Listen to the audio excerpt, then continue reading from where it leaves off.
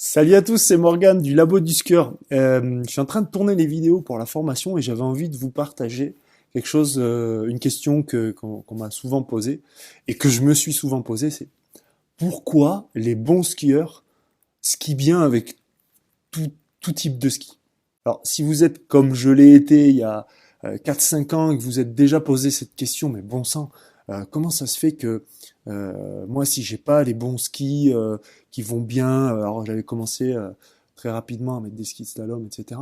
Et pourquoi si j'ai pas ces skis-là, je skie pas bien? Donc ça, c'est quelque chose qui m'a hanté parce que vous voyez les moniteurs de ski ou les autres excellents skieurs, je les voyais arriver à skier avec n'importe quelle paire de skis, toujours aussi bien. Donc c'est quelque chose qui m'a vraiment interpellé.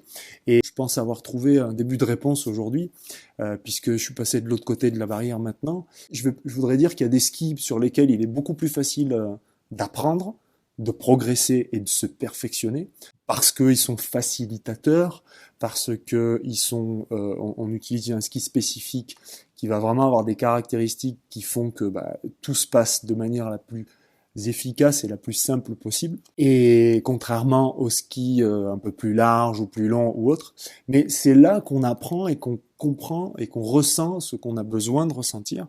Et donc le chemin se fait, on progresse en ski. Alors progresser en ski, c'est quoi?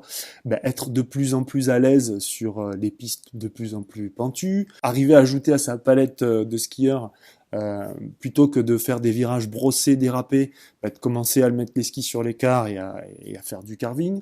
Donc une fois qu'on maîtrise le carving sur la piste verte, bleue, on va aller sur la piste rouge. Donc là, on se rend compte que les forces engagées sont plus importantes, l'engagement nécessaire est plus important. Et donc, on continue de progresser, on fait un virage, après deux, puis trois, puis on se sent plus à l'aise, etc. Après, on va sur la piste noire, pareil. Donc évidemment, le matériel qu'on a sous les pieds est hyper important. Mais quand on a connu ça, avec un matériel adapté, hein, donc il faut comprendre aussi que tous les moniteurs de ski ou les skieurs amateurs qui chevronnés, comme je le suis et que je l'ai été, donc ce qu'il faut comprendre, c'est que eux ont skié sur du matériel de compétition, de course ou du matériel haute performance, haute efficacité, tout le temps. Donc, ce que ce matériel apporte, c'est qu'il permet de ressentir des choses à des amplitudes beaucoup plus importantes et d'avoir dans la palette de connaissances, d'avoir, on va dire, pour faire simple, avoir 100% savoir et connaître 100% de ce qu'on a besoin pour skier, donc les amplitudes extrêmes dans les cas extrêmes, les finesses de changement de position, sentir à quel moment le ski commence à réagir, à quel moment il réagit plus, à quel moment on fait tel mouvement, voilà, tout ça, le corps va le sentir et va l'enregistrer, va l'imprimer.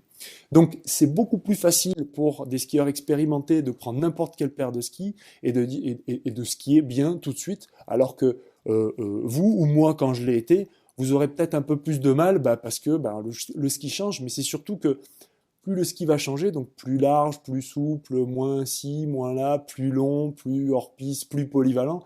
Dès qu'on va avoir ce type de ski dans les mains, il va falloir plus de vitesse pour le mettre en quart pour un ski plus large, un ski plus long va pas réagir de la même façon, enfin bon bref. Et toutes ces choses-là, votre corps, enfin vous les connaissez pas, votre corps ne les connaît pas, il les a pas enregistrées.